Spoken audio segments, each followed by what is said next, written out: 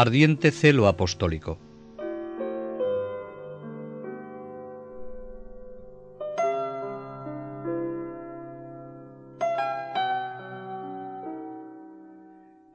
Llega a Baeza probablemente en 1539.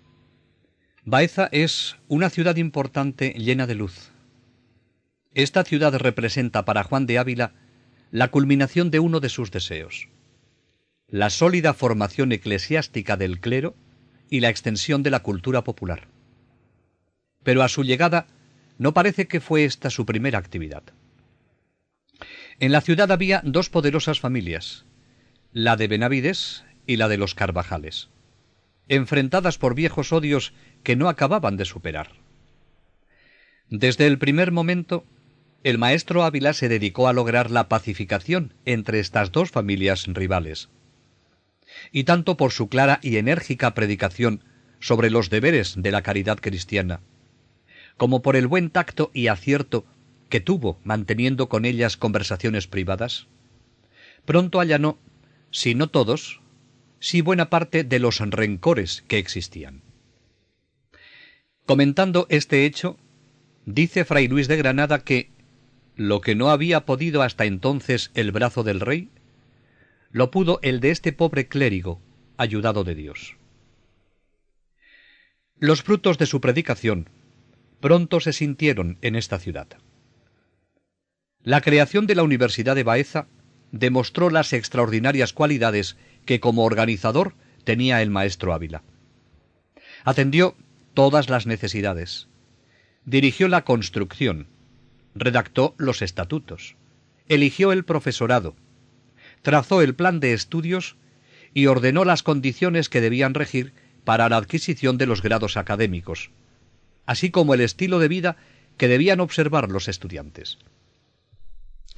Las cosas se realizaron lentamente, en parte por las dificultades que toda obra nueva encuentra, y en parte también porque el padre Ávila no era amigo de improvisaciones ni de prisas.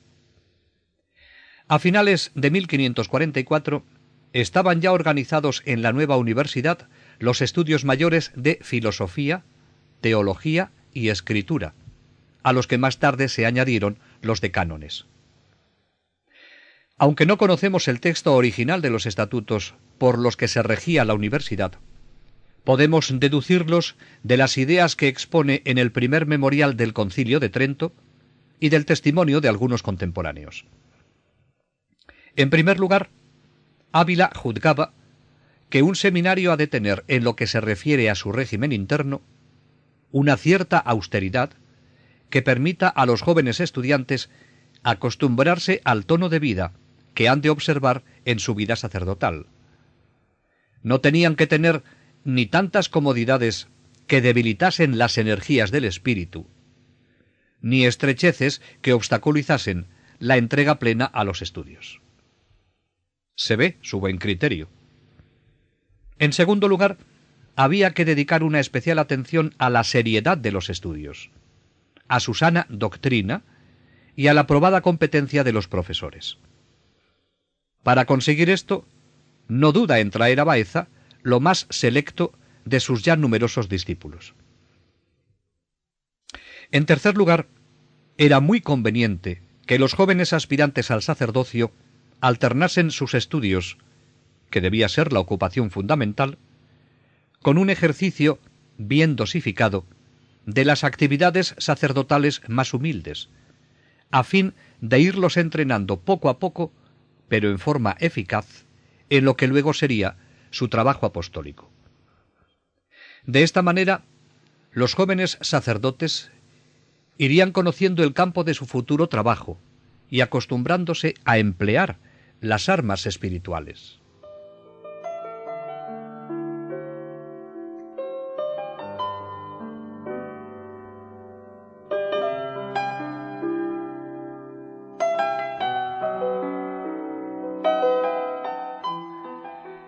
La entrega que el maestro Ávila dedicó a la fundación de la universidad no le apartó de sus ministerios. Con frecuencia pasaba 6 o 7 horas diarias en el confesonario. La predicación siguió siendo para él lo que había sido hasta entonces, y así continuará hasta sus años de Montilla. Y alternando con la predicación y el confesonario, seguía siendo el sabio y santo director que conducía a las almas por el camino de la salvación y de la santidad.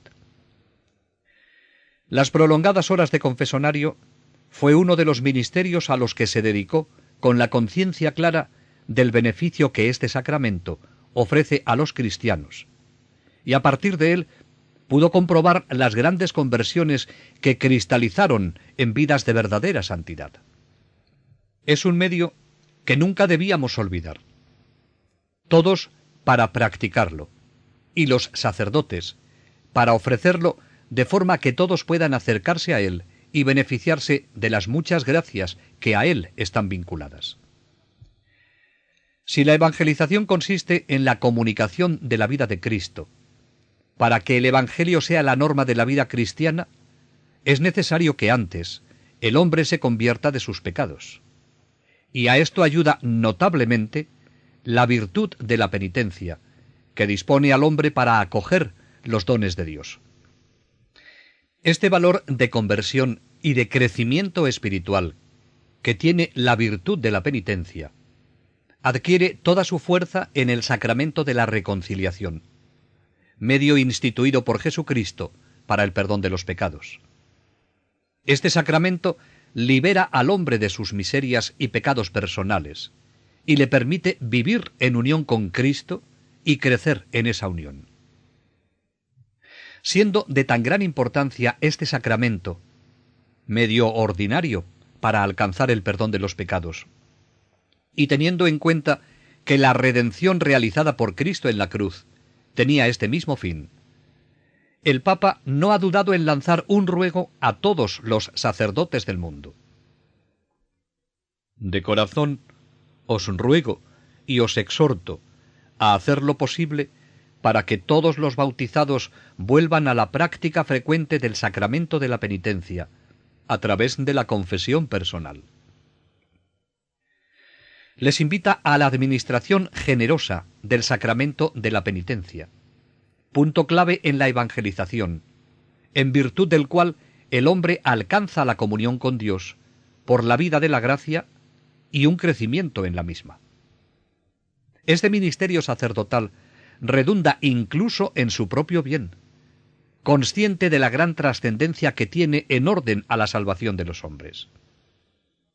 El mismo Papa sale al paso cuando se deja por otros ministerios y les dice: por falta de tiempo se pueden posponer o dejar otras tareas, pero no el confesonario. San Juan de Ávila no es sacerdote que tuviese poco que hacer. Es un hombre de una actividad impresionante que saca tiempo para orar prolongadamente, para estudiar, para predicar y catequizar y para dedicar largas horas al confesonario. Y es que normalmente sacamos tiempo para lo que queremos de veras. Tenemos que seguir lo que dice el Papa, que no hay que dejar ese ministerio por falta de tiempo. En todo caso, habrá que dejar otras tareas. San Juan de Ávila se adelantó y lo puso en práctica hasta el punto que, llegando un día, con el tiempo casi justo para celebrar la misa, por haber estado visitando a un enfermo, al entrar en la iglesia se le acercó una pobre y le rogó que le confesara, a lo que él accedió sin titubear. Al avisarle el padre Villarás que se le pasaba la hora de celebrar, le contestó: no importa, más se servirá a Dios que no que yo diga misa. Y por si nos quedase alguna duda acerca de la importancia y de la necesidad de recibir el sacramento de la reconciliación, el Papa nos dice: estoy convencido de que un renacimiento de la conciencia moral y de la vida cristiana va estrecha e indisolublemente unido a una determinada condición, a la revitalización de la confesión personal. Hay que unir al arrepentimiento el sacramento de la reconciliación. Lo más importante no es que nosotros somos pecadores, sino que Dios perdona los pecados. Solo Dios puede perdonarlos. La sangre de Cristo es el gran y potente disolvente que en el sacramento de la penitencia, gracias a la potencia del Espíritu Santo que obra en él, puede destruir el pecado. A la Iglesia le ha sido concedido el poder de perdonar los pecados en nombre de Jesús y en virtud del Espíritu Santo. Dios tiene el derecho de establecer el modo como deben ser perdonados los pecados. Es peligroso lo que en algunos casos se puede oír, de querer arrogarse por propia cuenta el derecho de cambiar ese modo, diciendo que no hay necesidad de recurrir a la Iglesia y que basta con ponerse individualmente ante Dios. Jesús se ha asociado así a la Iglesia como su esposa, para que fuese una con Él, al igual que Él es uno con su Padre. El modo de acercarnos al sacramento de la penitencia debe ser renovado en el Espíritu, para que sea verdaderamente eficaz en nuestra lucha contra el pecado. Hay que vivir este sacramento como una necesidad, como un encuentro personal con Cristo resucitado, que a través de la Iglesia nos comunica la fuerza salvadora de su sangre y nos devuelve la alegría de estar salvados. Renovar el sacramento en el Espíritu significa, además, revisar el objeto de nuestras confesiones, no sólo de los pecados y defectos habituales o actuales, sino de lo que precede a ese pecado. La raíz de nuestros pecados es nuestro yo, pero hay que ver qué aspecto de nuestro yo es el que está más patente en nuestros pecados. La soberbia, la ira, el egoísmo, la pereza, y qué manifestaciones tiene. El sacramento de la penitencia se revela como un medio insustituible para vivir la vida cristiana, que es, ante todo, lucha contra el pecado, y esfuerzo para alcanzar la santidad de vida, a que llama Cristo. El ministerio de la reconciliación del hombre con Dios se revela así como la misión fundamental de la Iglesia. La práctica pastoral de la confesión frecuente debe encarecer de continuo el valor y la importancia del sacramento. De una evangelización que tenga esto en cuenta, depende la renovación de la Iglesia y la construcción de una sociedad más justa y solidaria. Y si el Papa invita a los sacerdotes a ejercer este ministerio con generosidad, y se comprueba que en las parroquias e iglesias donde hay confesores disponibles, los cristianos acuden con más facilidad a recibirle, a todos debe llegar la invitación a acercarse a este sacramento con frecuencia, como un medio excelente de conversión y de crecimiento espiritual. La experiencia nos dice que en estos tiempos padecemos un grave descuido de este sacramento. Es urgente destacarlo para formar las conciencias y la práctica de los cristianos. Varias han sido las causas que claramente señala el Papa. Insidian, de hecho, el sacramento de la penitencia, por un lado, el oscurecimiento de la conciencia moral y religiosa, la atenuación del sentido del pecado, la desfiguración del concepto de arrepentimiento, la escasa tensión hacia una vida auténticamente cristiana. Por otro, la mentalidad, a veces difundida, de que se puede obtener el perdón directamente de Dios, incluso de modo ordinario, sin acercarse al sacramento de la reconciliación, y la rutina de una práctica sacramental acaso sin fervor ni verdadera espiritualidad, originada quizás por una consideración equivocada y desorientada sobre los efectos del sacramento. Para evitar todo lo que nos impide recibir con fruto y revitalizar el sacramento de la penitencia, habrá que realizar una extensa e intensa catequesis del sacramento que destaque sus raíces teológicas y la necesidad que el hombre tiene de ese don de Dios. Una catequesis que despierte la conciencia del pecado, que enseñe a confesarse bien sin quitar importancia a lo que lo tiene, y evitar el peligro de la rutina, que hay que intentar superar, pero que no se soluciona distanciando el tiempo de recibirle. La nueva evangelización, en la que todos estamos implicados, ha de destacar el alto valor personalista que se contiene en este sacramento, realizando una invitación constante a la conversión, a la confesión de los pecados. De ello depende la santificación y salvación eterna de los hombres. Hemos de ser conscientes de que una vez que hemos pecado, lo que el cristiano debe hacer es acudir al sacramento de la penitencia. Este sacramento es el más personal, el más intenso y también el más difícil. En general es el sacramento que más cuesta, porque exige de nosotros mucha madurez y mucha humildad. En él aprendemos realmente quiénes somos. Si nos acercamos al sacramento de la reconciliación con verdadero arrepentimiento, Dios nos perdona con toda facilidad y enseguida. Pero es difícil para nosotros aceptar su perdón.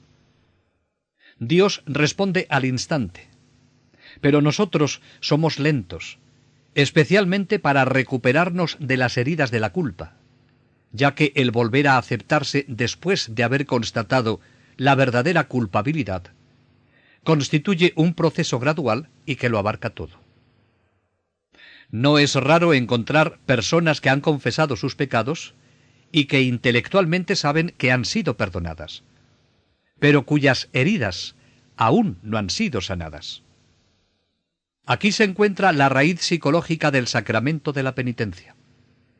Al expresar nuestro pecado vocalmente y escuchar la absolución en nombre de Dios, es posible que el perdón llegue a nuestro corazón. Tenemos que manifestar nuestras culpas, tal como lo manda la Iglesia. En los escritos de San Juan de Ávila podemos recoger algo de lo que él pensaba de este sacramento de la reconciliación. Baste este texto que resume cómo se ha de recibir y los frutos que se sacan. El hombre que ha sentido en su corazón amargo dolor por haber ofendido a Dios, y ha hecho una verdadera y sencilla confesión, y que ha satisfecho a Dios y a su prójimo, y se ha dado tan buena maña con la gracia de nuestro Señor, aunque no tenga evidencia de que sus pecados le son perdonados, pues en esta vida, sin particular privilegio, esto no se puede tener. Mas al menos tiene una alegría de corazón, una mudanza de propósitos, una confianza nueva en Dios, un amor entrañable con Él y con sus prójimos, un aborrecimiento de los pecados, y cosas que quien las recibe las sabe, que le hacen conjeturar que le ha sacado Dios del infierno, y le ha puesto en el camino del cielo por los merecimientos y sangre de Jesucristo, Hijo de la Virgen María. Después de predicar, acostumbraba a sentarse en el confesonario, muchas veces cansado y sin tomar alimento, y recibiendo a cuantos se acercaban con amabilidad y dulzura, como buen pastor, con entrañas de misericordia. Sus consejos perduraban por mucho tiempo, y fueron muchos los que salían de su confesonario convertidos, y todos muy consolados y edificados de su prudencia y de su sabiduría. Fomentaba la confianza, con palabras que no dan lugar a duda. Es tan fiel, que no deja a los que a él van. Tiene tanto cuidado de éstos, que antes faltará agua en el mar y luz en el sol, que la misericordia de Dios. Cuando se recibe el sacramento con las debidas disposiciones, se descubren las innumerables gracias que a través de él se reciben.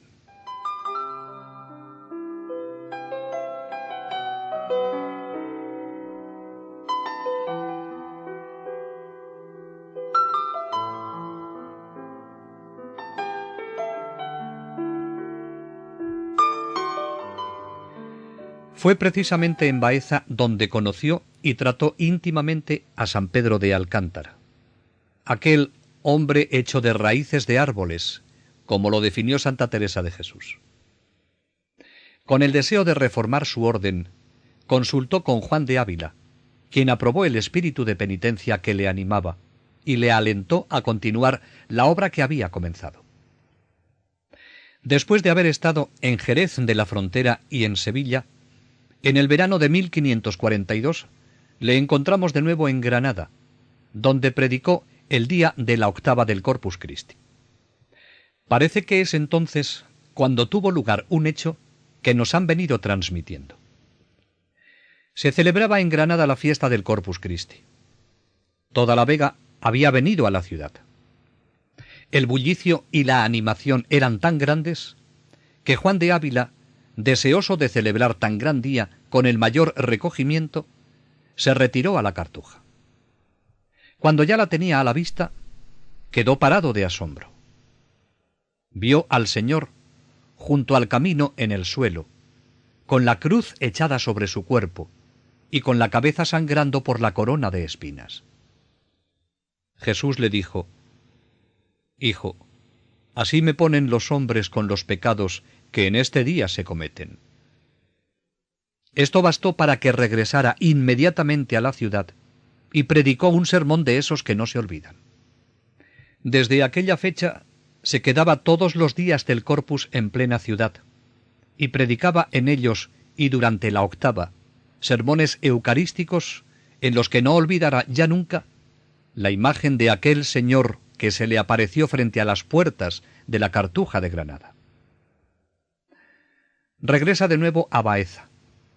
Se dedica a la consolidación de los estudios de la universidad y a la predicación. Cuando en 1544 tiene que abandonar la ciudad, dejaba en pleno funcionamiento los estudios mayores. Había cumplido su misión, pero no dejará esta obra y a distancia seguirá sus pasos. En Baeza queda el recuerdo de San Juan de Ávila, que encendió allí, en su siglo, aquel hogar del espíritu, al que vendrán después hombres de la talla espiritual de San Juan de la Cruz.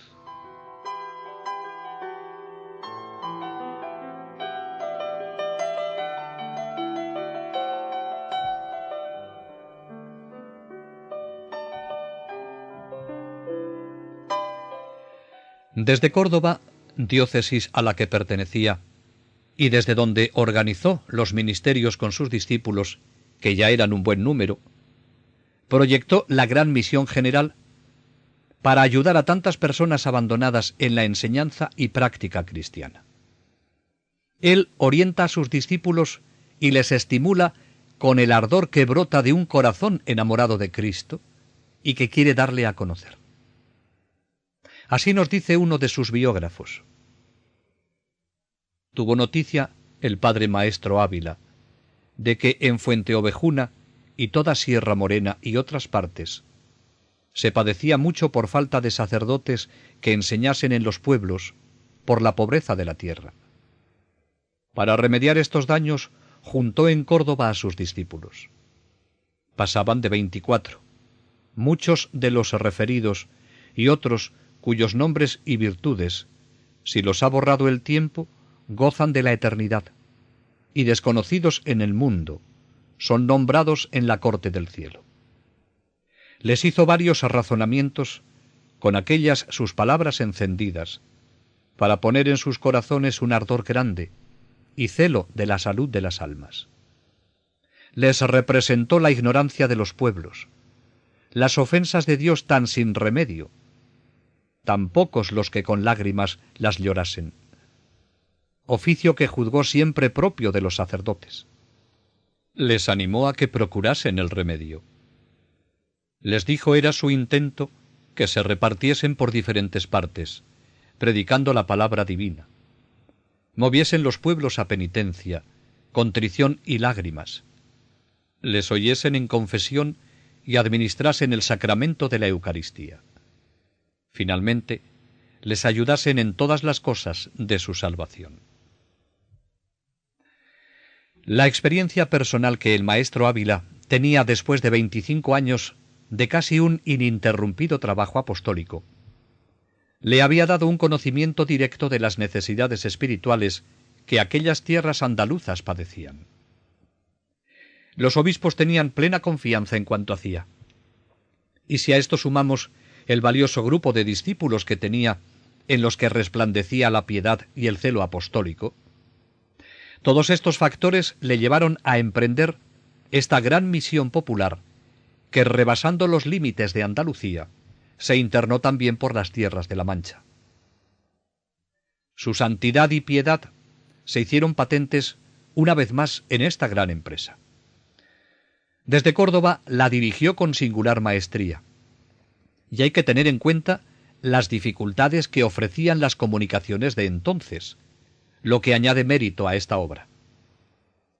Desde la Alpujarra hasta las minas de Almadén, desde la Extremadura oriental hasta las serranías de Ronda, y desde la costa gaditana hasta el campo de Calatrava, pasando por las tierras bajas de Sevilla y los pueblos de la Sierra Cordobesa, abarcó un campo inmenso por donde fueron distribuidos sus discípulos, los cuales respondieron con plena fidelidad al ideal misionero que animó e impulsó este gran proyecto de Juan de Ávila. Los acertados consejos que con este motivo dio a sus discípulos ponen de manifiesto una vez más lo que debían cuidar y lo que debían practicar para que su vida y palabra fuese eficaz. No debían aceptar posada ni de seglares ni de eclesiásticos. Deben hospedarse en los hospitales o en las sacristías de las iglesias. No han de aceptar estipendio ni limosna alguna por misas, predicación o confesiones, sino que deben ayudarse exclusivamente de las limosnas que les den, con las cuales han de aliviar también las necesidades de los pobres y de los enfermos. Las confesiones de las mujeres deben atenderlas en la iglesia. Han de tratar por igual a los ricos y los pobres. Y por fin, tratar de superar las enemistades y los resentimientos entre las familias y las personas. Si el padre Ávila fue quien proyectó esta gran misión, hay que destacar que fue el primero en la realización. Así nos lo cuentan sus biógrafos. El capitán y guía de esta empresa fue el santo maestro Ávila, que en compañía de algunos de sus discípulos partió ejecutando puntualmente la instrucción que dio a los suyos. Corrió gran parte del obispado de Córdoba, hasta tocar en los confines que le dividen del arzobispado de Toledo y Campo de Calatrava, visitando innumerables poblaciones, sin que su celo dejase despoblados, durmiendo en ventas, chozas y cabañas. Predicaba, confesaba, encaminaba las almas en el camino del cielo. Padeció mucho, no por las incomodidades del camino, aunque fueron grandes, mas en ver tanto número de almas tan faltas de doctrina y conocimiento de las cosas más precisas de nuestra sagrada religión. Tocó con larga experiencia cuán necesarias son las visitas personales de los prelados eclesiásticos, que cuando se hacen en esta forma de misiones, como las hicieron los obispos santos, descubren innumerables lástimas que remedian con su presencia y poder. Los santos perciben las necesidades que padecen las personas que, por vivir alejadas de los centros urbanos, no tienen tantas facilidades para la práctica de su vida cristiana. Él no se fija si en esos poblados hay muchas o pocas personas, si son cultas o no, si son jóvenes o mayores. Él descubre en cada uno un hijo de Dios y quiere ser portador de la gracia traída por Jesucristo para todos. Hoy su ejemplo es una llamada a atender a tantas personas que viven en los pequeños pueblos con muy pocos habitantes, y a los que sólo les llegan los medios que ofrece la Iglesia con una misa dominical y no siempre. San Juan de Ávila nos invitaría a dedicar un tiempo a estar en el confesonario y a visitar las personas enfermas o impedidas. Y como el ejemplo arrastra, no es de extrañar que los discípulos por él formados respondiesen con fidelidad y generosidad a los principios y enseñanzas de su maestro. Esta misión de Andalucía debió de constituir para Juan de Ávila uno de los grandes consuelos que Dios le concedió en medio de las inevitables cruces que sin cesar y de forma providencial el Señor iba poniendo en su vida.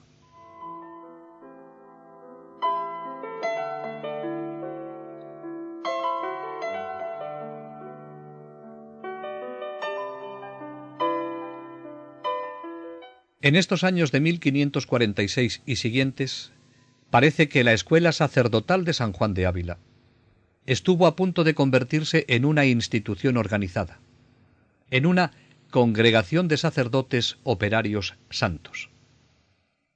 Lo que comenzó en Granada en 1538 y 1539 se había ido consolidando al pasar los años. Era algo que parecía vislumbrar el maestro Ávila. Con paz esperaba que Dios se manifestase, pues los santos no suelen adelantarse. Se dejan llevar por el Espíritu Santo hasta que éste revele con la suficiente claridad la voluntad de Dios. Pero el querer de Dios se le manifestará de otra manera.